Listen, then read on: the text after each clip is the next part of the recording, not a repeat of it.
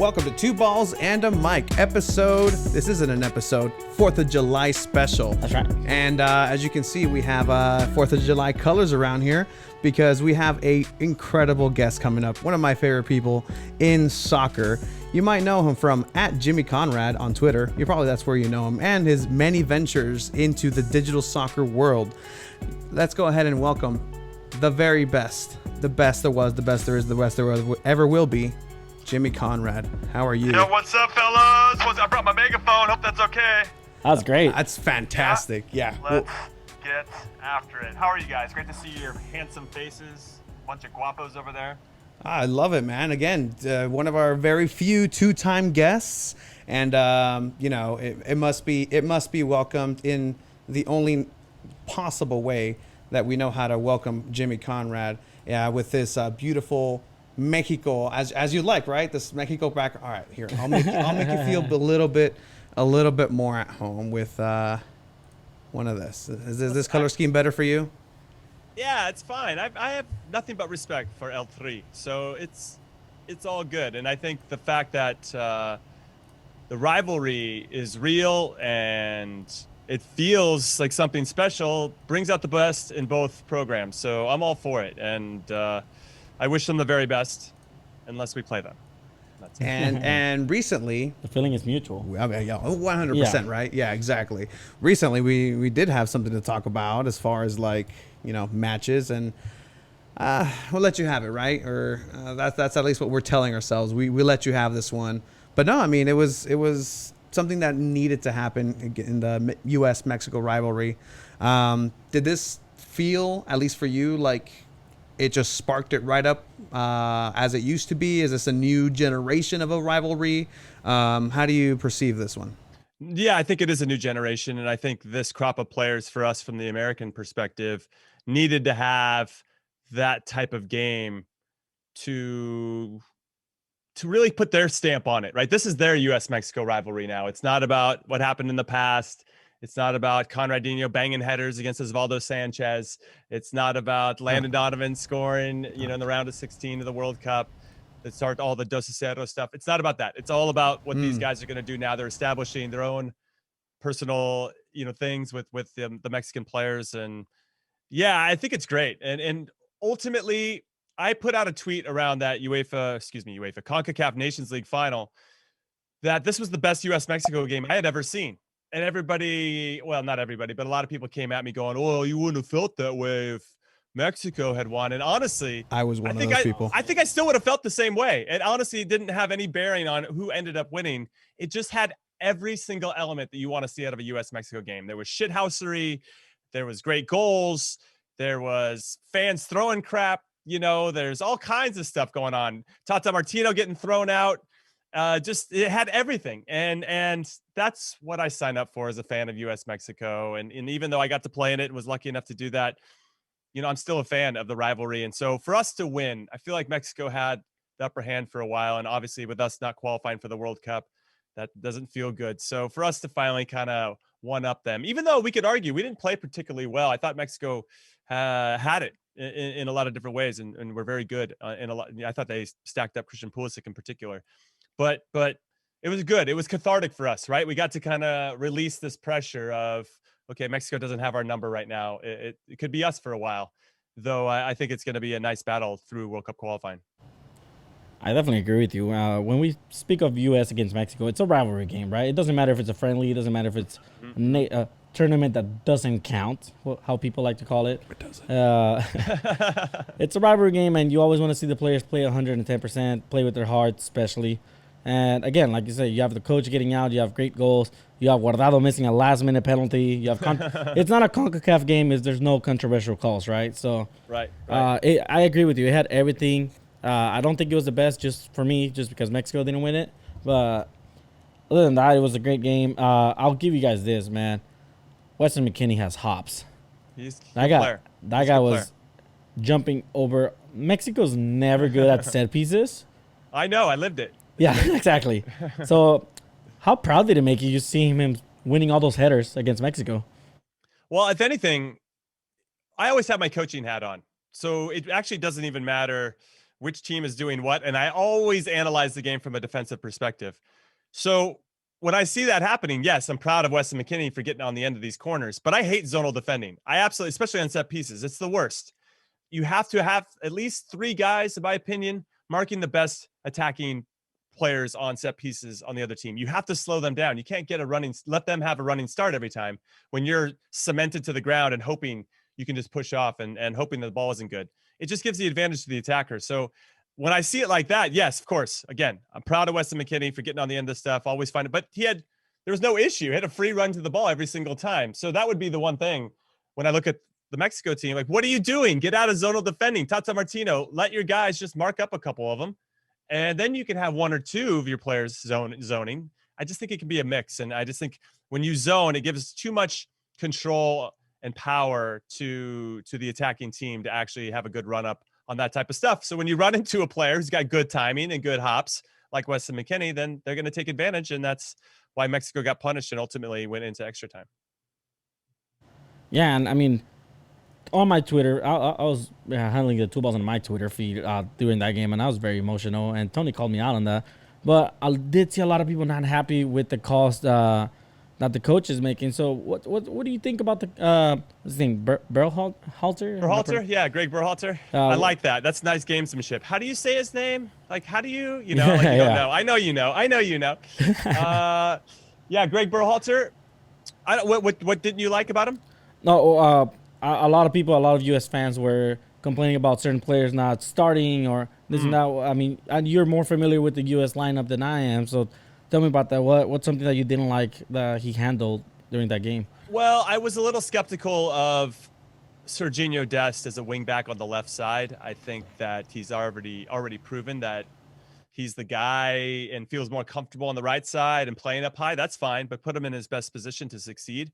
Sometimes, and this goes for not just Greg Berhalter, but every manager, and at some point when I decide to coach in a more meaningful way, I'll probably do the same, where you start somebody and you hope he's going to work out, right? You hope that he's going to do the business and maybe adjust to the tactics that you're asking them to do. Or maybe you just put them in their best position where they're the most comfortable and feel the most confident and let them play from there. And so you see that a lot, even the highest levels. Pep Guardiola, doesn't start a CDM, a proper CDM in the Champions League final because he's trying to be some wizard at tactics. He puts Gundogan there, and Gundogan, okay, he can do the job, but it gets back to my point. You're hoping he can do the job, and he can't. All of a sudden, fine, Pep at 70th minute brings in Fernandinho, and the game changes. They unlock some things because they're better balanced. And it's the same type of thing. So if Pep Guardiola is falling into these traps of being a tactical wizard and trying to prove everybody wrong or whatever, then all the managers are susceptible to that. And I just feel like when we put Serginho Dest on the left side, he can do the job, but you're not going to get the most out of him. You're not getting him to play to his potential. You hope that he will, of course. And then I'm not a big Tim Ream fan. I don't think he needs to be in the program anymore. I feel like we have more than enough people at the center back position to make that happen. I think when he got isolated by, was it Diego Lainez that came in as a sub and scored? That's the problem. We can't have that happen in games that matter. So I feel like it's time for Tim Ream to move on. He'd be my only one that maybe, I could make a strong argument. A lot of people don't like Jackson Yueill or whatever it may be, but there's certain, especially young players, that I think they still have a lot to prove. But Tim Ream's already had his time, so that would be the one.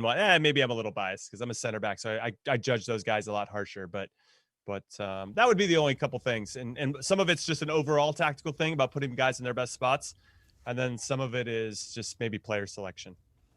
And I was trying to hold off, but I can't. Did I lay some bait for you? I must have. You did, and it's just I felt bad because I was holding off. You mentioned Oswaldo, and it's just and you scoring on set pieces for Mexico. It's just appropriate. I mean, you have to. You gonna roll the clip for me? Again, there you go. Alluded to before, I think Conrad Bolkenegger. I know you do, Jimmy. It doesn't get old. A major target on this play. That's our best friend. You know what would have solved this whole thing is if he would have put somebody on the back post. It would have hit the person on the post. But he decided not to. And then you know what? I'm a big fan of that decision. Thank you, Oswaldo Sanchez. And like I said, Mexico has never been good at set pieces. Yeah, that unlocked that game for us because it was a bit of a battle back and forth at 0-0. And once we got that one, you could you could see the air go out of Mexico's, their confidence and out of their bodies. You could see them going, oh man, here we go again. Oh man, Salcido just missed that. I don't know who number 2 was, but you could just be like, Johnny Magallon. God damn it. We always have, them on the ropes, and somehow the Americans score some bullshit set piece. And then they go on to score another one, and then we lose 2-0. And how did that even happen? And I thought that was one of those games. When you look back at the game of the full 90 minutes, Tim Howard made some really good saves, and we had some good heroic defending to even keep the clean sheet, let alone win 2-0. So I thought the scoreline was a little flattering to us, but nobody remembers all the details. And just remember, or at least because I remind them, that I banged it in against Oswaldos Sanchez, and I didn't even need to jump. Yeah, man. Ouch. Thank you, Tony. I appreciate that, though, for giving me that platform. Yeah, I mean, always. They always say that 2-0 is a really mischievous score, and I remember 2014. I went to the Gold Cup final where the U.S. was up 2-0 by like the 23rd minute, and then Mexico won 4-2 with that banger from Giovanni Dos Santos. I don't remember that game at all. I don't even know what the hell you're talking about. I figured you wouldn't. Would have been different had Jimmy been on. I wasn't even in the team. Yeah. Guess who would have solved a lot of those problems? Exactly. Very true.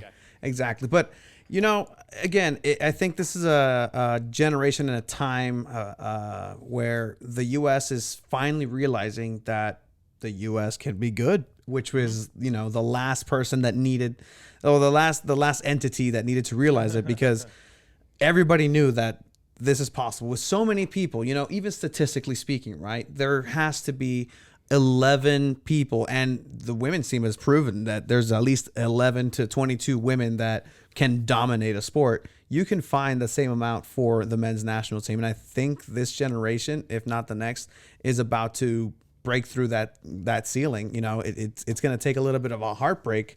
But I mean, I think even if it was quote unquote a meaningless piece of metal, like a baseball commissioner likes to say about his trophy, I think it served its purpose, and it's very well done as far as reigniting everything moving forward. And Christian, yes, go. Sorry. No, I was just gonna say that as much as the U.S. got a result, and I do think it does have some significance for our group, but also I love what Tata Martino has done with the Mexican national team. Are you going to take not a thumping, because you didn't lose by a thumping, but are you going to lose every once in a while? Is it going to help you revitalize and stay sharp?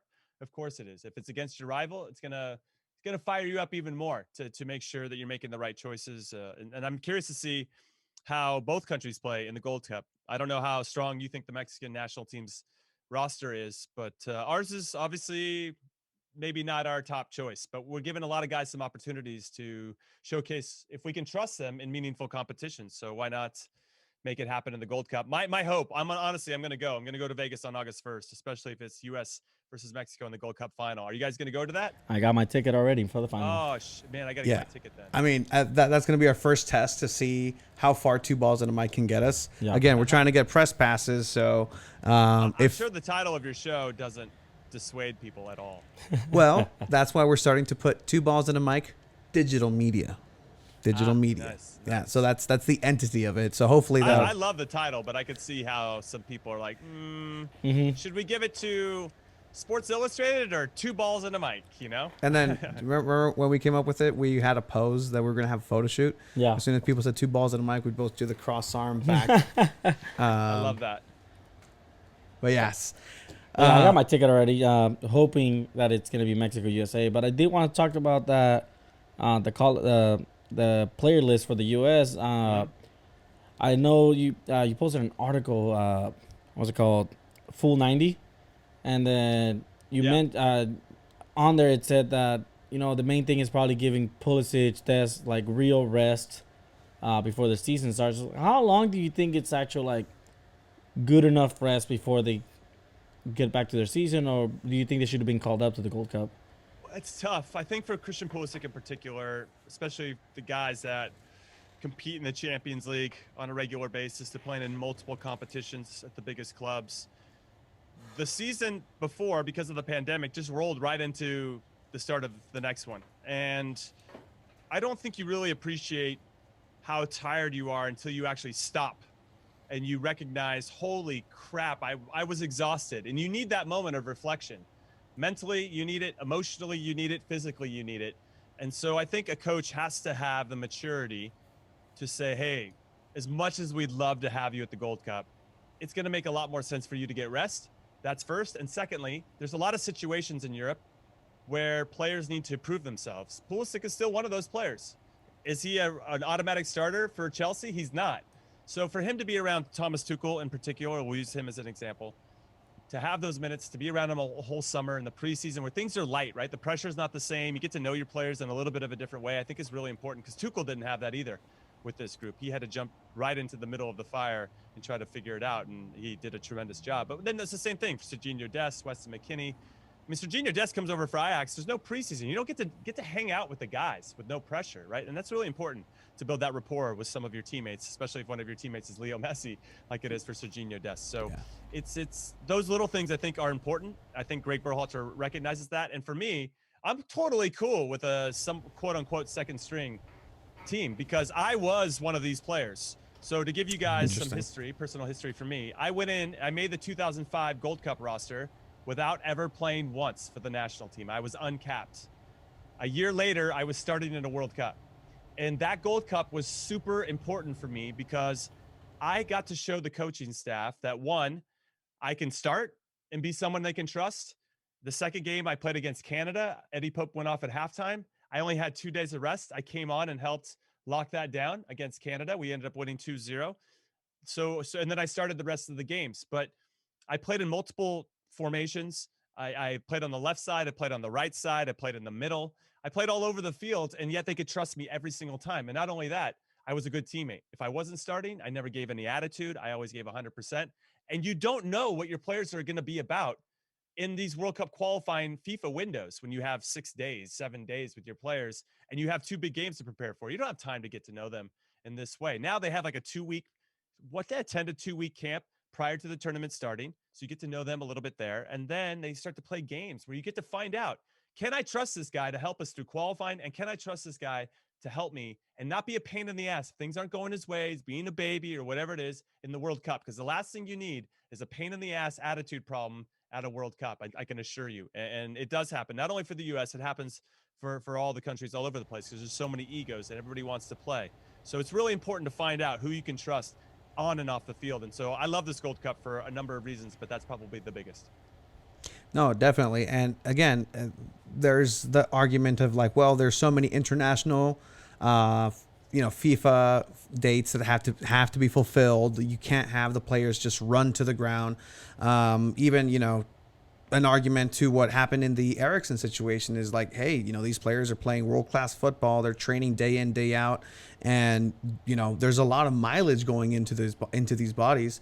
Do you think, I heard an interesting take from Malcolm Gladwell, interestingly, on Hot Ones, the show with hot questions and even hotter wings, where he was saying like, this pandemic is going to give a lot of this generation growing up some rest, because if you look at the generation coming up of kids, there's a lot of mileage already on the bodies of some of these kids where once they turn pro, it's easier for them to have more severe injuries. Not necessarily, again, saying that this is a situation with Eriksen, but, it might bring a pause to that, and it gave a generation a rest in a sense to, have an extra year under their belt where they were able to develop, they were able to grow naturally. But what's your take on that? How do you think this pandemic, now that we're kind of on the other side of it, hopefully when we are, we're in person now, high five. How do you think that's going to affect the future generations of athletes?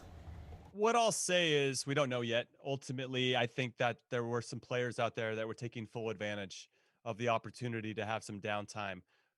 I can only speak from my experience, but my favorite part of being a professional athlete was the off season. And it's not because I was resting. It was because I was working on my game when nobody was watching. It gave me the opportunity to, not with the bright lights, not having to perform at training, because you think, oh, at training, you can do that at training. You can't do it at training. There's certain times you can't take risks. You can't try things. You can't work on your game in that type of way because the game's moving so fast. You got to get it and give it off your feet. And, for me as a center back, I'm not there to make the game. I'm there to get it and give it to the players that can make the game, right? And to make sure that we make things as predictable as possible for everybody around the field, right? So my job was very different. So I didn't really get to work on the subtleties and nuances of the game. So I would go to a racquetball court in the off season. I would work with a tennis ball. I'd use a tennis ball machine, and I kept trying to level up my game so that nobody could catch me, or that I was trying to, gain on and catch other people. But at some point, as I got to the national team, then you realize, oh crap, now everybody's trying to catch me. And that was a tough thing for me to handle mentally, but that's a different conversation.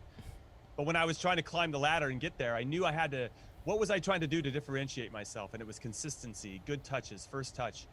And I don't think we fully appreciate that all the time. We're very YouTube generation. We want to see tricks. We want to see the razzle dazzle stuff.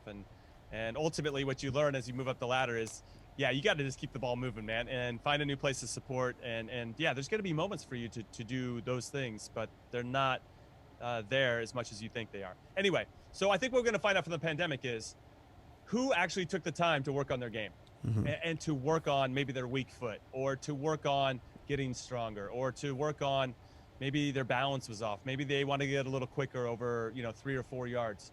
Who was taking that time to work on their game when no one was watching? The pandemic was a perfect setup for that. And we're going to find out, because those players, I can guarantee you, because I went through it myself, learn how to cope with adversity better. Because when I failed, once I had that process in place, that I knew that if I made a mistake, I could fall back into working on my game when no one was watching and writing it down. Dude, that's something I need to work on for sure. Mental note, or I'd write it down on a notebook. Then I had a place to go to build confidence from that mistake. And the people that just kind of sat on their ass through the pandemic and didn't know what to do or didn't take advantage of that time, they're going to get passed by, because the other people, when they do make mistakes, are going to learn how to cope with adversity better. Listen, guys, listen.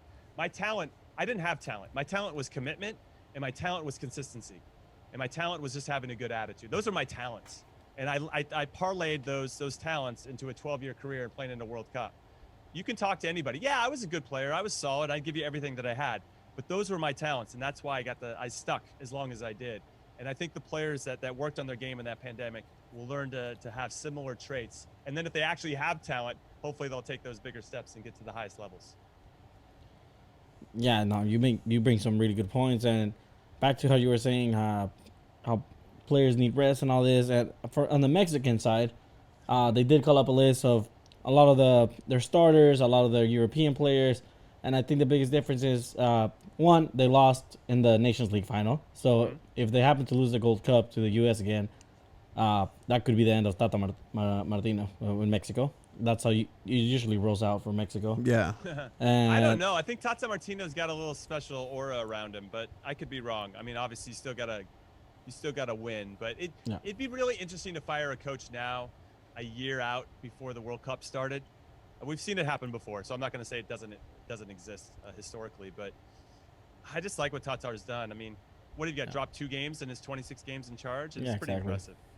And then the other thing is, the reason I don't think he's calling a lot of youngsters is Mexico's in the Olympics, and that's going to be under 23, and a lot of those young players are going to play in the Olympics. So he kind of got forced to having to make that list. Me personally, I love it just because I want to see the best Mexican team out there. And it just comes to the point where you don't want to see players get hurt. You don't want to see anyone having injuries where it ends careers, and giving them rest is just fine with me as well. It's smart because, again, the U.S. is doing really smart things as far as, planning for the future. And as far as Mexico and their trajectory, it's always this, right? Where I think the U.S. is it has its highs and its lows, but one of these highs is going to hit it, and it's going to be a World Cup. It's going to be, say Gold Cup again. But I honestly believe that the U.S. is going to win before Mexico a World Cup. And that's hard for me to say. That's very hard for me to say. I know, absolutely. I'm not going to argue with you. Keep going. I'm liking this whole conversation. And we'll be here for it, right? Like, no, Mexico's going to win a World Cup before the U.S. What are you saying? I been being he needs realistic. to make that argument, not you. I'm making it for him. It's okay because it's gonna be. And again, the U.S. has a lot to prove, right? Yeah. This is a team that hasn't made the World Cup, and you see what Italy is doing, right? Like, they said, no, that's never going to happen again. And I think that the U.S. is going to just have a resurgence. Listen, I'm gonna back you up here. Okay. I think what we can all see is that the U.S. still haven't hit their potential, and we could argue, and I get into this with English fans too, because I always give them a hard time that the U.S. are going to win their first World Cup before England wins their second, and the rationale is the same. They have hit their ceiling. This is it for them. But you can see a sleeping giant. You said it already, Tony. You can see a sleeping giant with the U.S. We are still trying to figure out, even with MLS and in our lower divisions than the USL, and how we're all getting to row the boat on the same, rowing the boat in the same direction. If and when that happens, because there's a lot of politics here, and I'm sure it happens in every country too. Like, why is this so hard? But we make it hard. But once we start to figure that out, and the infrastructure underneath starts to really evolve in a meaningful way, that it's going to be very tough to slow down this train. And I can understand why you're having that rationale, because I have the same. The problem is with us, we can't get out of our own way. A lot of bickering. We aren't rowing the boat in the same direction. And we'll see if we can figure that out, because I think we have more than enough players that want to play in this country. 1000%. We have players all over the place that want to play. They want to get better. We just don't have, for me, the coaching yet. We have obviously a lot of talented coaches, but maybe not enough to really identify younger talent and then put them in a situation or a system that allows them to flourish.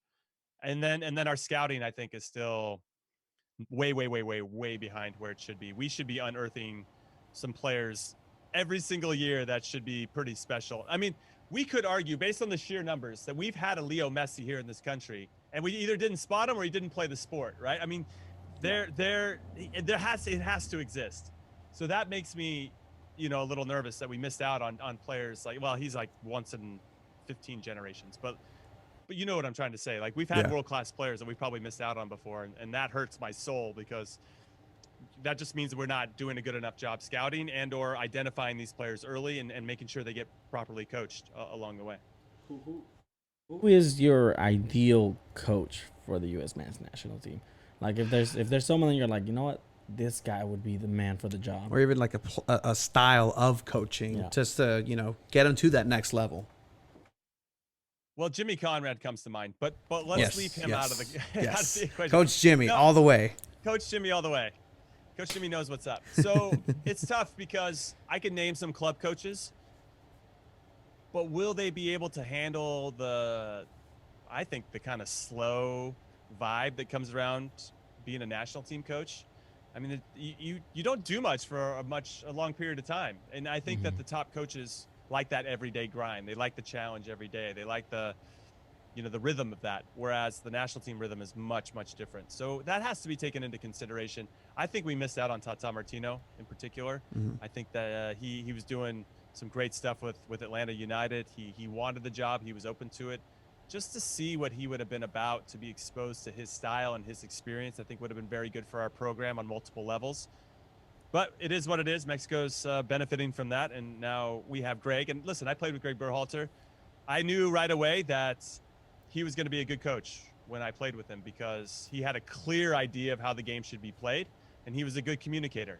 And those are two really important elements to being a good coach. Now, the next step of being a good coach is, can you get everybody to buy into your vision? And I think everybody is at this point. And so I'm excited about the future. And obviously he's being blessed with a crazy amount of talent and depth that maybe we've never had before in the men's side of the program. So I'm dodging your question ultimately. I would say that, Jurgen Klopp jumps to mind. I could throw all the big names at you, but I just don't know how those guys would do in a national team setting per se. I mean, Zidane obviously would be a super sexy choice. What I mean? To have him marauding the sidelines with his experience. I think what's cool about having a player that turns into a manager who ends up being a good manager, because we've seen Diego Maradona, rest in peace, who wasn't that great of a manager, obviously a world-class player. The players can't say anything to that guy. Like, what are you ever going to bitch about was to Zidane? That's what I loved about him at Madrid. Somebody's going to be like, well, I did. He's like, dude, I won a World Cup, I won a Euro, I won a Champions League. Shut the hell up. And Zinedine Zidane, And I love that he had that card. He's too cool to play that card, but you knew that he could, and everybody else knew that he could. And I love that even Cristiano Ronaldo would be like, okay, boss. You know, like there's just nothing you can say to Zidane. So having somebody like that would be, I think, pretty cool. But nobody really jumps out. Now, with regard to style, I do see us kind of flirting with a 3-5-2. You know, the 2 wing backs and the 3 center backs, and there are certain teams that I think can execute it, but not every team can, even though they're trying. And so I'm curious to see, because I feel like you have to build a team in that system a little bit, and I don't know if we have enough center backs to pull that off currently. So I don't know. I'm kind of a traditional 4-4-2 guy. You can morph that 4-4-2 a little bit into, you know, 4-1-3-2 or certain types of things, depending on who you have at your disposal. I mean, I remember when. Sorry, I'm going off on a rant. No, yeah, you're good. Please. Jurgen Klinsmann came in, and you know, one of the top things he said was the vertical integration, and that however we're going to play with the full national team, that's the same way we're going to play with our U15 national team. And I thought, well, what if you have a bunch of players that actually fit a 4-3-3 better, or fit a 4-4-2 better, or a 4-5-1, whatever it is? Yeah. You're going to cram them into this different formation because that's what the full team's playing, even though they're probably 6 or 7 years away from that. That just seemed asinine. I'm going to just throw that out there. And that's one of the places where Jurgen Klinsmann lost me a little bit. I get the communication should be happening between all those levels, but it doesn't mean you have to play that way, especially if you don't have a team that's suited for it. So I get a little I don't know what the right word is. I try to be thoughtful about how I talk about formations and team shape, because ultimately you have to figure out the team that you have in front of you. You have to understand what makes your players tick. And then from there, I think you can try to find the best formation. You have your ideas, of course, but what are the parameters that you can set that's really going to maximize the talent you have at your disposal? That's what I think separates the good coaches from the great ones. You bring up some good points, and I think when you said buying into the coach's vision, that's what makes a good coach. That's great.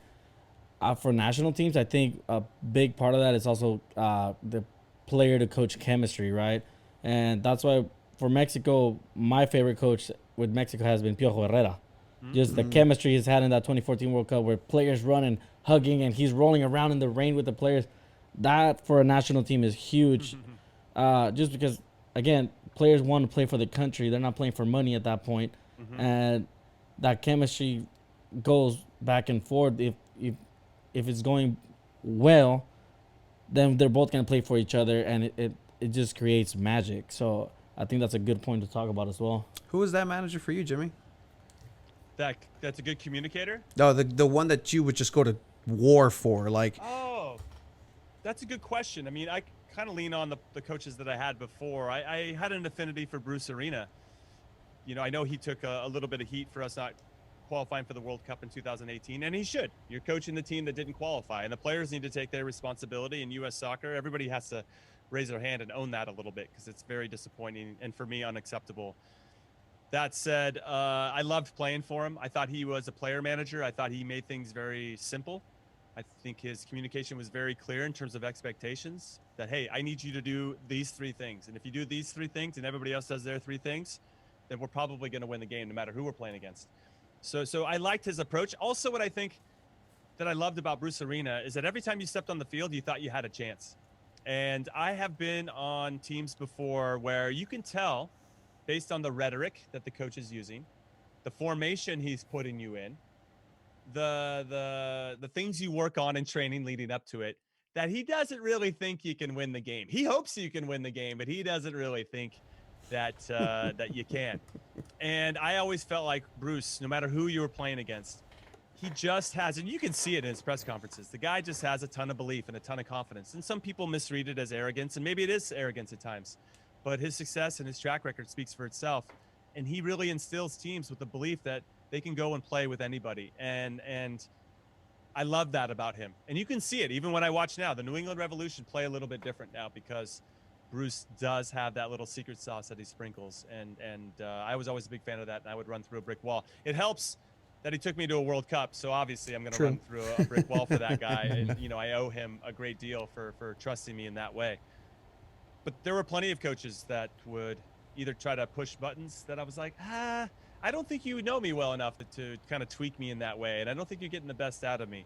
And those relationships didn't always end well. And then you have other ones that were playing me like a fiddle, man, and would get the most out of me, and you're like, that's that's a proper coach. You didn't even know it till after the fact that you got played so hard by this coach, you know, and he either inspired you or challenged you in a way that he knew that you would rise to it.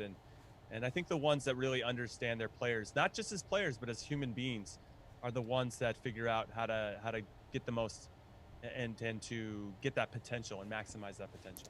So let me ask, here in San Diego, obviously we have San Diego Loyal, managed by Landon Donovan. Did you see any tendencies? You know, obviously he was captain, he was a leader, he's the greatest, you know, Capitan America. He's the guy. Did you see some of his tendencies? Maybe he spoke about being a manager. Would his, you know, personality? Dude, I never thought in 100,000 years that Landon Donovan was going to coach. Really? I never. It's not that I didn't see it. It's clear that he's capable of it and he's doing a good job. And I think he's really thoughtful about how he goes about his business and really thinking through everything that he's doing. Right. I think he even as a player, he has a nice vision for the game. I remember defending him one time, and he makes some tremendous runs off the ball, and he would runs that were I couldn't defend because his timing was so good and his players just weren't good enough, his teammates, to pass him the ball in those situations. And I'd laugh at him and be like, dude, your teammates aren't good enough. and he wouldn't throw his teammates under the bus, but he understood and recognized that if he was playing in a different situation or around a player or two that could have unlocked a couple things, he probably would have scored some more goals. And he was already one of the most successful players in MLS history. So he had those elements to his game. And I think those come out when you coach, and those traits that you leaned on as a player and the things that you loved about the game will come out when you coach. And I can see it now that he's very thoughtful. I think his vision is very good. I think he sees which players might make the most sense in different situations. And I'm really proud of him because I really didn't think he was going to get into coaching, but once the bug gets you, and I wish him nothing but the best. And obviously to San Diego as well. I had a little bit of a history playing there, both in college for San Diego State and for the San Diego Flash. So and my aunt lives there, so I have some ties to the area, and I want nothing but success for the club. We need to get you out here to watch a game, man. I need to come down. I need to come down and see if I can be a faux assistant coach for Landon during the game, so I can get better seats. Just let us know. We'll hook you up. All right, can I get that 2 balls in the mic media pass, please? Yeah, there you go. You just got to wear the mask. My luchador mask. The luchador mask, and just say your mic, and you'll get the pass.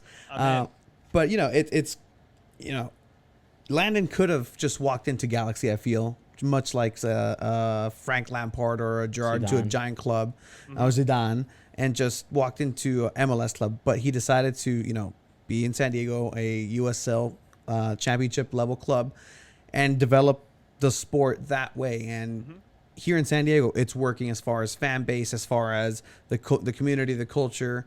Do you think that USL is the way to go? And, as a developing platform for U.S. soccer, especially now with MLS doing their MLS2 business, maybe putting USL out of business, just being competition.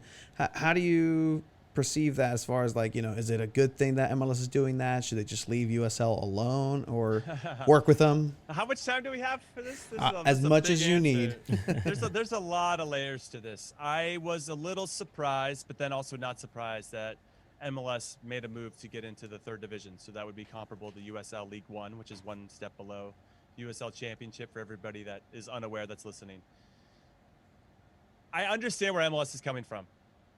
The way their business structure is set up, they control every step of the way. They control the player contracts. They control everything. Logos, everything. Everything has to run through them, right?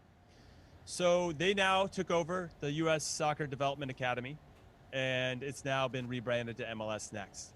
I have been in contact with the people that are doing that because I'm helping my USL League 2 team here, the San Francisco Glens, to be involved in that in a meaningful way. And that's working out, and we're very excited about the possibilities of being a part of it. That said, I had heard rumblings about this behind the scenes, that this was possible, and this just allows MLS to control every step of the process. And I don't know yet how that's going to impact USL. I think USL, in all of its levels, is incredibly important to the game in this country. Not only is it helping players develop, coaches develop, referees develop, front office staff develop. It's allowing communities to flourish and to tap into something that only comes through this sport. We could get into American football and basketball and baseball and those things. And yes, they do bring people together, but nothing brings people together like the beautiful game. There's absolutely nothing like it.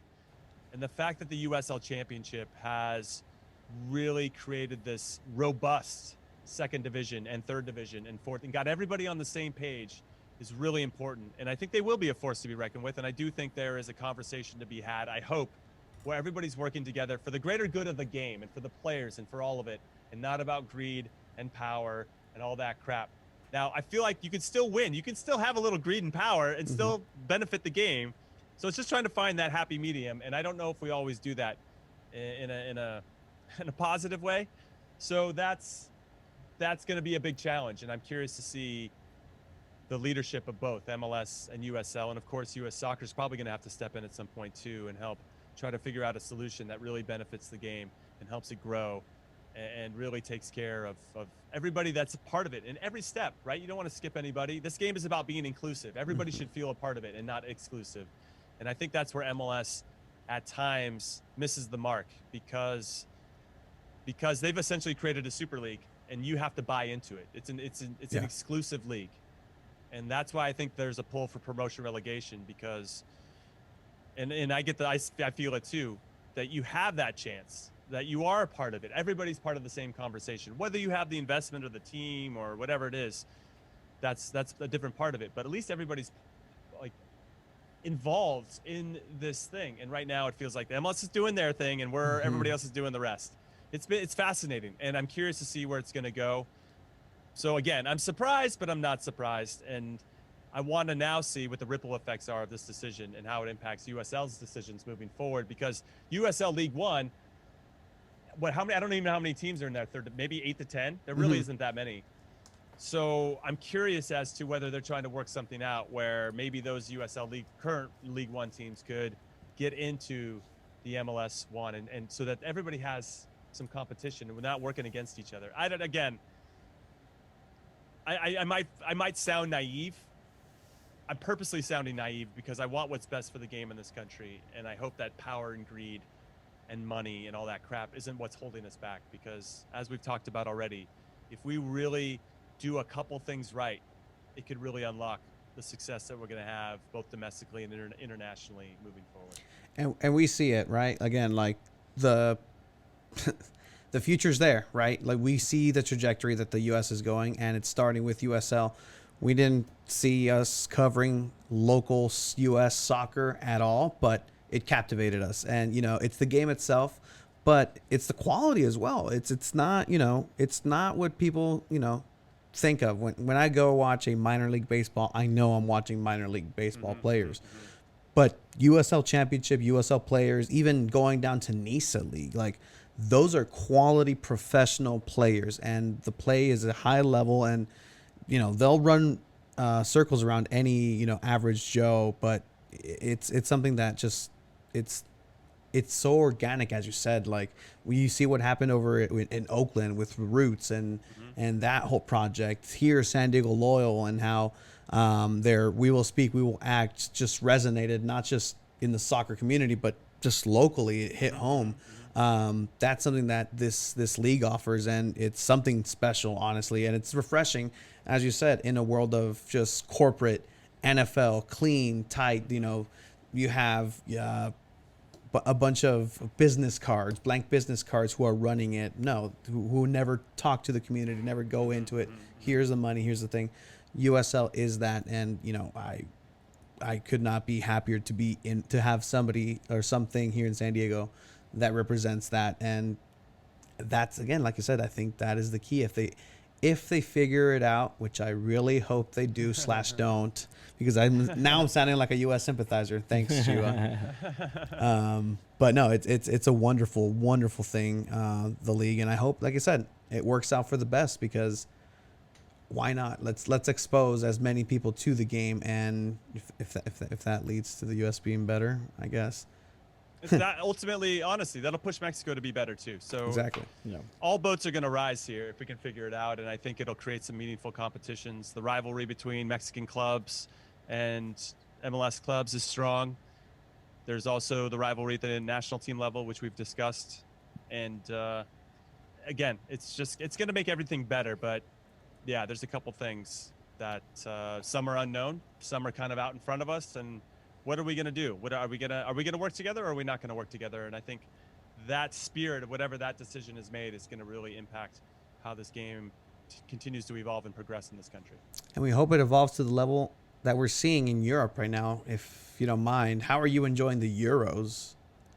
Yeah, I love it. I mean, it's been chaotic, and I think that's the best way to describe it. I mean, historically, that tournament has been pretty surprising. I mean, Portugal winning it in 2016 after finishing third in their group was a bit of a surprise. Greece winning it in 2004. They had no business winning that tournament. They won it. 1992, Denmark didn't even qualify for the tournament. They were honestly, most of the guys were on a beach drinking beers and smoking cigarettes. Yugoslavia had to back out. They called Denmark and said, hey, you guys are in. They all left the beach wearing their Speedos or whatever crazy Scandinavians do when they're on holiday. and they ended up winning the tournament, dude. So there's something pretty unique about the Euros in particular. And even though this might play out with familiar names in the final, there's still an outside chance that Czech Republic and or Denmark and or Ukraine could, and I don't know when people are listening to this, so that might have already happened, but there is room for some more chaos and another surprise winner. So we'll see if it ends up happening. Do you think, I was talking to Tony about this, do you think the big clubs like Spain, Portugal, France, do you think they're not playing at the level they're supposed to be playing? Or do you think the smaller countries are actually improving their game overall and just playing so much better, giving way better competition? I think it's a little bit of both. I see some underperforming. I see some conservative tactics from some countries, England in particular. I don't think they've really unleashed their full talent, their full arsenal of people. I mean, we saw them play recently against Germany. They had 7 guys, I mean, the goalkeeper and 7 other defenders that were there just to defend. Sure, if they went forward and helped, great. And then they had 3 guys, Saka, Sterling, and Kane, hoping that they were going to make some magic happen. And the tactics were actually spot on. It worked out perfect. So, you know, who am I to say otherwise? But I don't feel like we've really seen the full attack of England's talent, and they have so many talented players on the bench. So that would be one example of that. Spain obviously is going to possession you to death. They're starting to unlock some things here, and obviously you need a little bit of luck to win any tournament. And I think they got that in penalties against Switzerland. And Italy's been solid. I mean, it's actually been interesting and somewhat refreshing to see an Italian team actually be good on both sides and not just play for 1-0 wins all the time. And I don't know. It's a good question. Belgium underperforming despite their talent, but I don't know. That's a tough one to answer. I do think that the smaller nations are getting better. I think they fight a little bit different. I think the big teams have some more expectations, you know, that they should win. So maybe they're entitled to it a little bit, whereas the other teams just fight their asses off and make you earn it every single roll of the ball.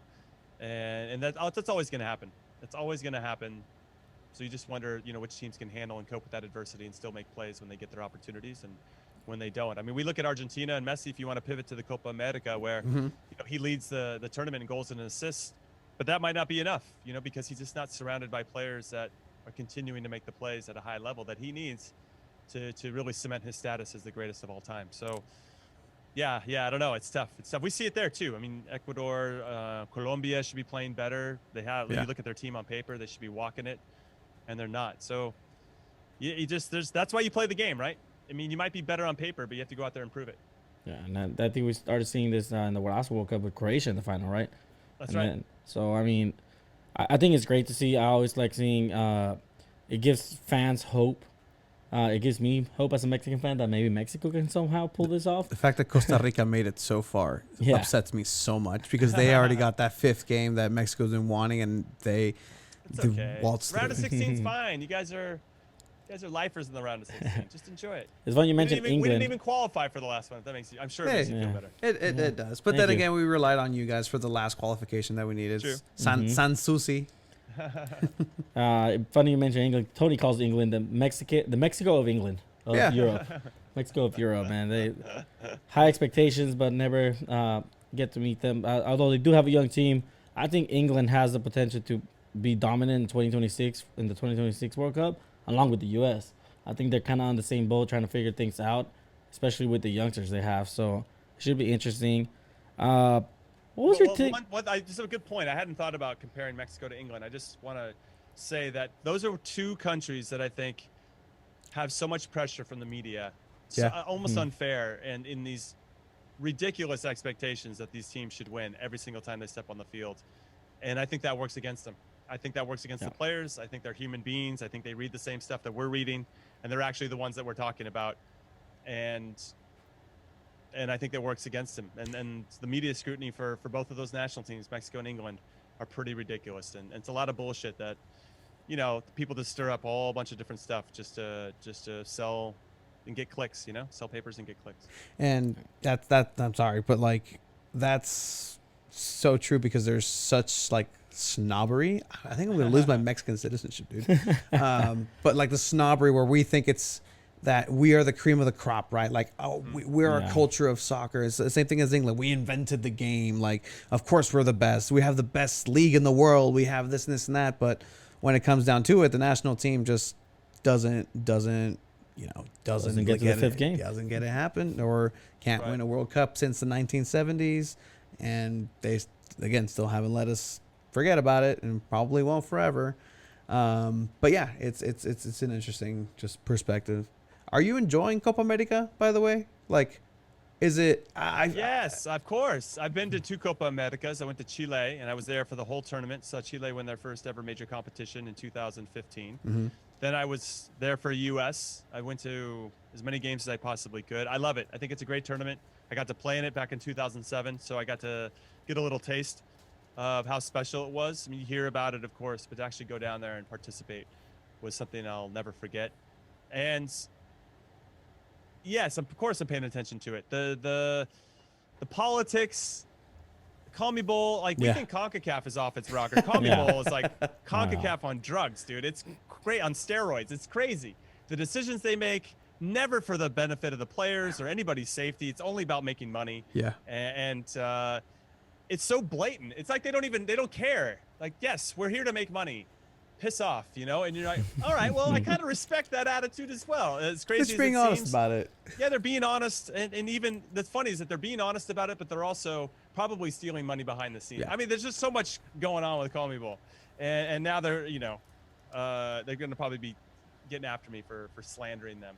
But I will say that I love the competition. The World Cup qualifying down in South America is ridiculous. Mm-hmm. There's just so much between the countries. There's so much history, not only on the field but off, and it comes into the game. It seeps in. I just saw a tackle. Gabriel Jesus just kicked a Chilean defender in the face, and I don't even know if it was a yellow. I mean, the refereeing's crazy down there. It's just it's a different gravy down in South America, and I really wish that. And I know Mexican teams were in it before, but I wish MLS teams would get in there too. The Copa Libertadores. It's an extension of what you see at the national team level, and it's probably even crazier because the refereeing down in South America is something else. But I love it. It's. I feel like once a game, you're like, okay, cue the circus music. There's just some kind of crazy thing that you wouldn't see anywhere else. And so I'm a big fan of Copa America. I haven't watched as many games. I'll raise my hand and admit that as I would have liked, but of course I'll be tuning in for most of the quarterfinals and semis. And that's because we all know Brazil's gonna win it. Of course, when you take the tournament away from Colombia and Argentina, and where it's actually worse in Brazil in every single facet, you're just stacking it. But Brazil are probably the most talented team. They're stacked. They're like France. They have depth in every single position. Yeah. Going back to Euros real quick, I love tournaments like the World Cup, the Euros, just because there's players that somehow shine, and then they get signed from a smaller team to a bigger club. What's one of the players, or maybe a few players that you've noticed that you're like, wow, this guy is good. This guy's bound to sign to Arsenal or to Chelsea or to Barcelona. Is there any players this Euros that you noticed?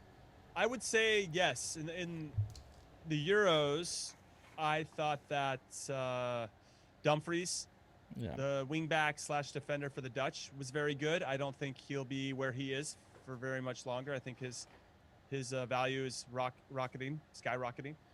I think that Spinazzola for Roma in Italy, he just tore his Achilles though today, so that's unfortunate. I thought he was one of Italy's best players. Patrick Schick, of course, he's been moving around. He's a known quantity, but obviously when you step up for your national team and perform in a difficult tournament, it's just going to get you on a different layer of the radar, right? People are like, he's this tier of player now. We had him down here, but now he's moved up a tier. So I think Patrick Schick, of course. Renato Sanchez, I think, should be back on people's radars. Yes. Obviously, he did well in the 2016 Euros, and then he made the move to Bayern Munich. I think that might have been too soon. But I thought he was quietly excellent for Lille this season as they won Liga and somehow held off PSG to get the French first division title. And then he's been solid. And anytime he's come in and played for Portugal, they were better. So Renato Sanchez is another player that I would look at. I'm trying to think of anybody. How about for you guys? Goalkeeper for Switzerland was Jan Sommer. Sommer was fantastic. I know he plays in the Bundesliga, but if anybody is in need of a goalkeeper, that's the guy to go to, because he, even though they lost against Spain, some of the saves that he did in this tournament were unreal. For me, he got his first start in the round of 16 for Denmark. Dolberg, he just had an amazing game, and I think Kasper Dolberg, yeah. Yeah, so I think he has a lot of potential. So that's probably my guy that I'm like, I'm gonna keep an eye on him. Yeah, we'll see if he starts when they play against Czech Republic. I assume you will. You start, you get 2 goals, you got to keep him in the team. Yeah, the Danes obviously have been very good. I'm trying to think. Yaremchuk for Ukraine. You got to look at the smaller teams and see how they're performing. I thought the Swiss, Granit Xhaka won me over a little bit. I'm not the biggest Granit Xhaka fan, but I thought he played better for his national team. Paul Pogba obviously got a lot of hype playing better for his national team than it is for Man United. And when you're surrounded with N'Golo Kante and then you look forward, you got Mbappe, Griezmann, and Benzema, you're going to play a little bit better than if you're looking up and you're like, I got McTominay and Fred next to me, So that hurts. That hurts a little bit. I'm sorry. I like Fred and McTominay. I think they're good workers, but they're not N'Golo Kante. So there's there's been a couple obviously that stood out, and it's cool. I'm kind of curious to see, of the players we've talked about, if they take that confidence with them with their club teams, and I think that's going to be what we'll see, like the positive ripple effect of momentum and confidence go a long way. Yeah. For France, do you think having Benzema back kind of was the reason why Mbappe didn't perform the way we expected this Euros? For me, Mbappe seems like he's unsettled off the field. Harry Kane is similar, where they have something going on. You can see it. I don't know if they're conflicted. The focus isn't right. Mm-hmm. They're bought in, of course. They want to win. It's almost like they're trying too hard instead of letting the game happen and let it flow naturally and letting the space open up and making runs to create that space, but not trying. It's like impatience. And Harry Kane obviously doesn't want to be at Spurs. There's a lot of big stuff happening before the Euros, and they can see it in his performance. He seems to be getting out of it a little bit now, and scoring, of course, is going to help him relax. But with Mbappe, there's a lot of smoke around him right now. Is he going to stay? Is he going to sign a new deal? The PSG guy says we're never going to sell him. He just came out recently and said, I'm going to walk when my contract's done next year. If you have all that kind of crap surrounding you, it's going to impact your performance. I don't care. These guys aren't superhumans. They're human beings. All this stuff does matter. And Benzema, I don't know. Benzema, I thought was pretty good during the tournament, and I don't think it had anything to do with Mbappe. I'd be really surprised if there was any kind of influence there. But, Mbappe kind of getting into it with Olivier Giroud before the tournament started. I don't know if you guys saw that. They kind of bickering at each other. No. Like, just unnecessary bullshit that I just don't feel like, if Mbappe was at peace and had peace with his situation with PSG or anything going on with his life, I think we would have seen a much different version of him. But you can kind of see the players that are having some conflicts off the field and how that's playing into how they're performing. I mean, it's leaking into their families. Rabiot and Rabiot's mom. That's so French, by the way. I love it. But no, and again, then you have those players again that even though there's everything surrounding them, there's issues or there's always talk about them underperforming in clubs, they just shine in international. Like one that comes to mind is Jordan Pickford. I don't know, like he's like Casillas and Neuer. Like as soon as he puts on that international kit. But he plays better. Yeah. And you can't really quantify that as maybe he just likes, like you said, he's surrounded by different people, different players, and they know how to be with Jordan Pickford or put him in a better position, or any other player in that case. That's a lot of Mexican players actually that they do really well in club and then just suck for the national team. And then there's players that do better in national team and not World Cup, like Giovanni That's Santos. That's true. All right, for sure. And one last question that we had again for our 4th of July episode here. Thank you again for your time, Jimmy. 4th of July themed. If you can pick a presidential five-a-side, who are your 5 presidents? Wow. Holy crap. You're going to make me use my brain? Well, Abraham Lincoln. He's got to be in there. Not only did he do some significant things for our country, I was also born on the same day as him, so he's got to be in there. He's a big guy too, wasn't he? Like 6'5", 6'6"? Yeah, so tall. Yeah, he was tall. I'd probably put him as our number 9. I think he can get on the end. He's like our Peter Crouch. So